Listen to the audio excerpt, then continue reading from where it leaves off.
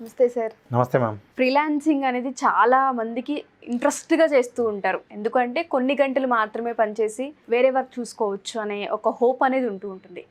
Freelancing start చేసే వాళ్ళందరూ first ఏ విషయాలు తెలుసుకోవాలి అంటారు?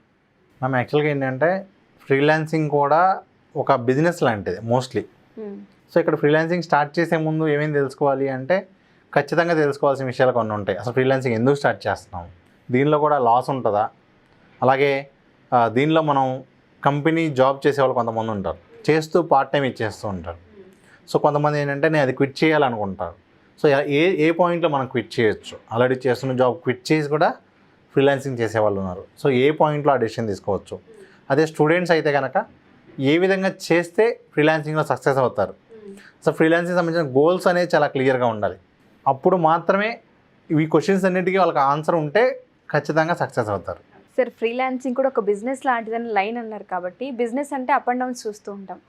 ఈ ఫ్రీలాన్సింగ్లో అప్ అండ్ డౌన్స్ అనేవి ఉంటాయంటారా? ఫస్ట్ ఆఫ్ ఆల్ బిజినెస్ అనగానే మనకు మెయిన్ వచ్చేది లాభము నష్టం. అవును.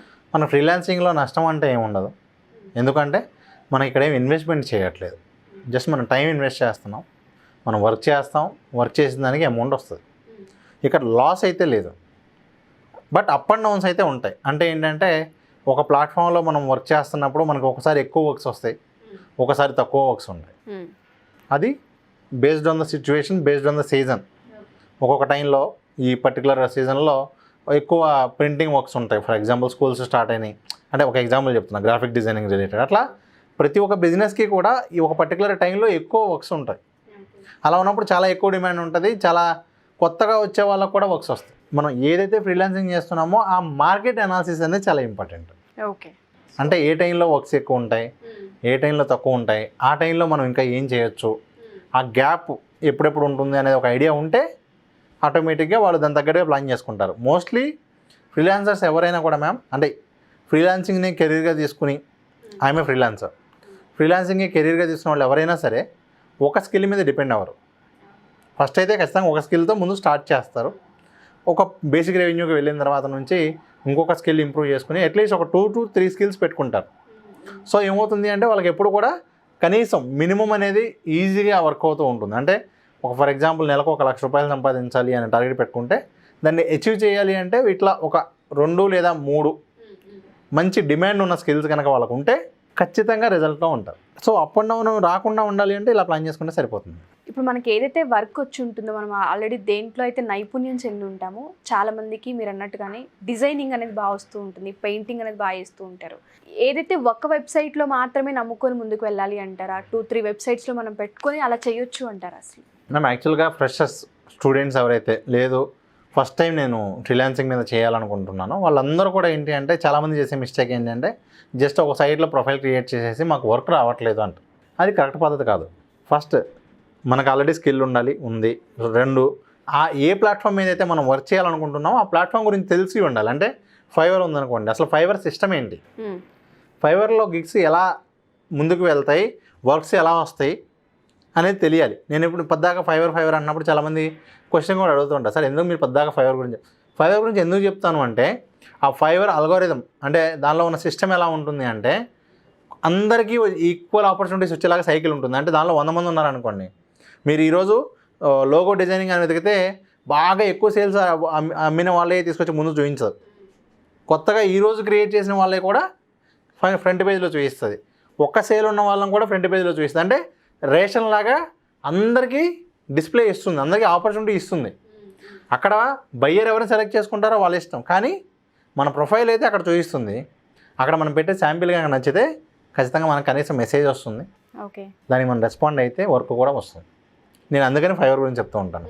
సో ఒక సైట్లో చేయడం బెటరా, ఎక్కువ సైట్స్లో చేయడం బెటరా అంటే మనం అక్కడ వెళ్ళేం వర్క్ చేయట్లేదు, వర్క్ చేస్తాను అని ప్రజెంటేషన్ ఇస్తున్నారు. సో అది ఎన్ని ఎక్కువ సైట్స్లో ఇస్తే అంత మంచిది. సో ఆల్రెడీ ఎవరైతే జాబ్స్ చేస్తూ ఉంటారో ఫ్రీలాన్సింగ్ని చేస్తూ ఉంటారో ఒక ఇదిగా, సో అలాంటి వాళ్ళకి ఎవరైతే జాబ్ చేస్తున్నారో వాళ్ళకి ఫ్రీలాన్సింగ్ చేయాలి ఆ ఇంట్రెస్ట్ ఉంది అన్నప్పుడు మనం ఏం సజెస్ట్ చేయొచ్చు అంటారు వాళ్ళకి? మ్యామ్ ఇప్పుడు రెగ్యులర్ జాబ్లో కొంతమందికి ఏంటంటే కొన్ని ఇష్యూస్ వల్ల, ఒకటి ట్రావెల్ చేయాలనో లేదంటే హెల్త్ ఇష్యూస్ అనో రకరకాల కారణాలు, పిల్లల వల్ల చాలామంది ఏంటంటే ఇంకా నేను జాబ్ చేయలేను, ఏదైనా ఇంట్లో ఉండి చేసుకుంటే అనే పాయింట్కి వెళ్తూ ఉంటారు. మనం కూడా చాలాసార్లు చూస్తుంటాం ఏంటంటే ఎంత పెద్ద జాబ్ వదిలేశారు పలానా పర్సన్ అని చెప్పి న్యూస్లో కూడా చూస్తూ ఉంటాం. సో కానీ ఆ పాయింట్ ఎప్పుడు డిసిషన్ తీసుకోవాలి అంటే ఫస్ట్ ఆఫ్ ఆల్ ముందు వీళ్ళు ఫ్రీలాన్సింగ్ స్టార్ట్ చేయాలి పార్ట్ టైంగా స్టార్ట్ చేస్తూ ఎప్పుడైతే ఫర్ ఎగ్జాంపుల్ నాకు ఒక కంపెనీలో శాలరీ ఒక 50,000 60,000 ఉందనుకోండి, వీళ్ళు కనీసం ఒక 3 నెలలన్నా దానికన్నా ఎక్కువ అమౌంట్ కాన్స్టెంట్గా వస్తుంది అన్న తర్వాత దాని గురించి ఆలోచించుకోవచ్చు. 3 నెలలో 6 నెలలో ప్రతి నెల నాకు మినిమం ఒక అమౌంట్ ఒక 50,000 60,000 వస్తుంది అన్న రోజు వీళ్ళు డెసిషన్ తీసుకోవచ్చు తప్ప ఒక నెల ఒక ప్రాజెక్ట్ రాగానేనో ఇంకా నేను జాబ్ మానేసి ఇదే చేసుకుంటాను అని అనుకోవడం కరెక్ట్ కాదు. సో ఫైనల్గా ఫ్రీలాన్సర్స్కి అయితే మంచి అవకాశం అనేది ఉంటుంది ఆన్లైన్ ప్లాట్ఫామ్ ద్వారా. బట్ ఎవరైతే అప్రోచ్ అవుతూ ఉంటారో మా దగ్గర స్కిల్ ఉంది బట్ ఎలా వెబ్సైట్స్లో దాన్ని ప్రమోట్ చేసుకోవాలో తెలియదు, మార్కెట్లోకి ఎలా రావాలో అర్థం కావట్లేదు, ఆన్లైన్ త్రూ మనీని ఎలా సంపాదించాలో తెలియట్లేదు, ఎస్పెషల్లీ మన లేడీస్ అడుగుతూ ఉంటారు ఇంట్లో ఉండి మేము ఏమైనా ఫ్రీలాన్సింగ్స్ చేయొచ్చు అని. అలాంటి వాళ్ళందరికీ మన సైడ్ నుంచి ఎటువంటి సజెషన్స్ ఉంటాయంటారు? మిమ్మల్ని అప్రోచ్ అవ్వాలి అనుకున్నా లేదంటే ఆన్లైన్ త్రూ కన్సల్ట్ అవ్వాలనుకున్నా అసలు ఏ విధంగా? ఇప్పుడు మనకి స్కిల్ లేదు, నేను పలానా స్కిల్ నేర్చుకోవాలి అనుకుంటే మనం రెగ్యులర్గా ప్రతి వీడియోలో ఒక స్కిల్ గురించి చెప్తూ ఉన్నాం. అవి చూశాక మీకు ఏదైతే స్కిల్ బెస్ట్ అనిపిస్తుందో ఆ స్కిల్ నేర్చుకోండి. సెకండ్, ఏ ప్లాట్ఫామ్లో అయితే మీరు ముందుకు వెళ్ళాలనుకుంటున్నారో ఆ ప్లాట్ఫామ్కి సంబంధించినటువంటి కోర్స్ నేర్చుకోండి.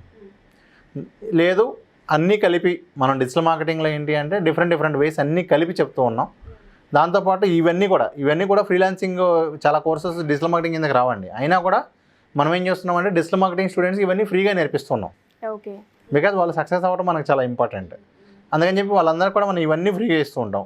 సో ఎవరైతే డిజిటల్ మార్కెటింగ్ కావాలంటారో వాళ్ళు ఆన్లైన్లో నేర్చుకోవచ్చు, ఆఫ్లైన్లో నేర్చుకోవచ్చు, రికార్డెడ్ వీడియోస్ కూడా ఉన్నాయి. సో కావాలి అనుకుంటే ఇక్కడ ఉన్న నెంబర్కి వాళ్ళు కాంటాక్ట్ చేయొచ్చు. Thank you sir, thank you so much.